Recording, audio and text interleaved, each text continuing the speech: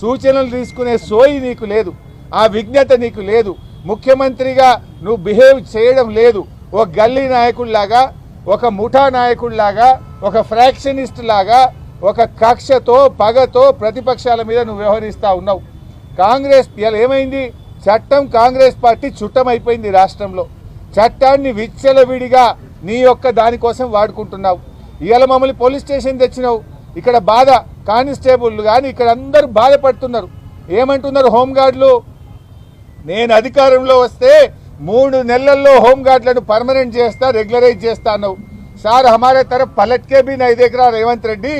जब तो बोला 3 महीने में रेगुलराइज करते बोल के बोला, लेकिन हमारे तरफ पलट के भी नहीं देख रहा रेवंत रेड्डी అని హోంగార్డులు వాపోతా ఉన్నారు.